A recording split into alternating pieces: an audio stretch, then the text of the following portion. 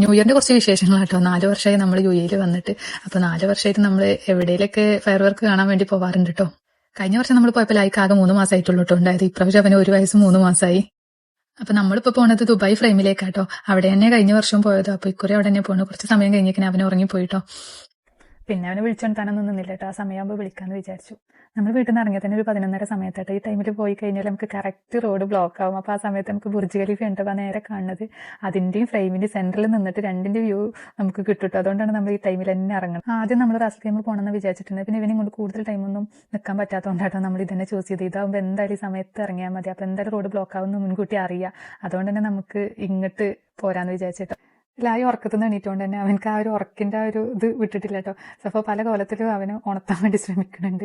അവന് അങ്ങോട്ട് സെറ്റ് ആവണില്ല. ഫയർ വർക്കിന്റെ സ്റ്റാർട്ടിംഗ് ആയിട്ട് നമ്മൾ ഫസ്റ്റ് തന്നെ കണ്ടത് ഡ്രോൺ ഷോ ആണ് കേട്ടോ. ഫസ്റ്റ് തന്നെ UAE ഫ്ലാഗ് ആണ് വന്നത്. കഴിഞ്ഞ വർഷത്തിലേറെ ഒരുപാട് മാറ്റങ്ങൾ കൊണ്ടുവന്നിട്ടുണ്ട് കേട്ടോ ഇത്തവണ. അതിന്റെ മുഖത്തേക്ക് നോക്കിയാൽ തന്നെ അറിയാം ഉറക്കത്തിന്റെ ആ ഒരു ഭാവം വിട്ടിട്ടില്ല കേട്ടോ. അവൻ ഇപ്പോഴും ആ ഒരു ഇതിന്ന് എണീറ്റിട്ടില്ല. പിന്നെ നമ്മൾ അത്രയും നേരം കാത്തിരുന്ന ഫയർ വർക്കിന്റെ കൗണ്ടിങ് സ്റ്റാർട്ട് ചെയ്തു കേട്ടോ. ആ സമയത്ത് നമ്മളെ ഉള്ളിൽ കൂടി വരുന്ന ഒരു എക്സൈറ്റ്മെന്റ് ഉണ്ട്. അതൊരു വേറെ ലെവലാണ്.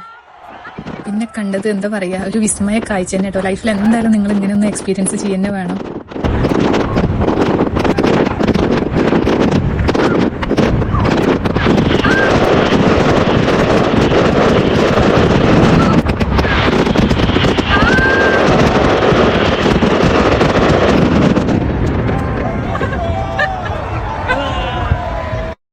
ഫയർ വർക്ക് കഴിഞ്ഞ പാടെ പിന്നെ കണ്ടത് ആകാശത്ത് ഓരോ ലാംഗ്വേജിലും പിന്നെ നമ്മളുടെ ഹാപ്പി ന്യൂ ഇയർ വിഷ് ആയിരുന്നു കേട്ടോ. ഫസ്റ്റ് നമുക്ക് അറബി ലാംഗ്വേജിലാണ് വന്നത്, പിന്നെ ഇംഗ്ലീഷ്, മൂന്നാമതായിട്ട് ഹിന്ദിയിൽ വന്നപ്പോണ്ടല്ലോ നമ്മൾ ആ ഇന്ത്യക്കാർക്ക് കൊടുക്കുന്ന ആ ഒരു ഇമ്പോർട്ടന്റ് എത്രത്തോളം ഉണ്ട് എന്നുള്ളത് നമുക്ക് മനസ്സിലാക്കാൻ പറ്റി.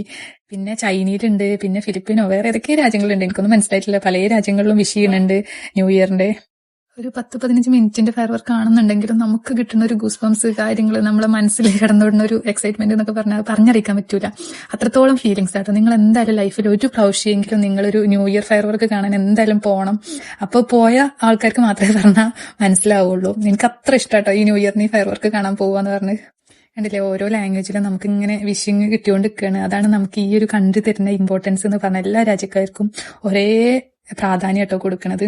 ലൈക്ക് പിന്നെ ലാസ്റ്റ് സൗണ്ട് ഒക്കെ കേട്ടപ്പോൾ അവനൊന്ന് പേടിച്ചിട്ടോ. പിന്നെ അവിടെ എല്ലാ വണ്ടി കാര്യങ്ങളൊക്കെ നോക്കിയിരുന്നു. അവനക്ക് ആ ഒരു ഫീലിങ്സ് കിട്ടാൻ വേണ്ടിയിട്ട് നമ്മൾ അതിന്റെ താഴെ തന്നെ പോയി നിന്ന് കാണാൻ വിചാരിച്ചു പോയത്. അവനക്കുണ്ട് അവൻ അവിടെ എല്ലാ വണ്ടി കാര്യങ്ങളൊക്കെ നോക്കിയിരുന്നു. പിന്നെ പൊട്ടലും സൗണ്ടൊക്കെ കേട്ടപ്പോൾ പിന്നെ ഭയങ്കര വണ്ടറായിട്ടോ. നമ്മൾ ഫ്രെയിമിന്റെയും ബുർജ് ഖലീഫിന്റെയും സെന്റർ ഭാഗത്തായിട്ടായിരുന്നു കേട്ടോ നിന്നത്.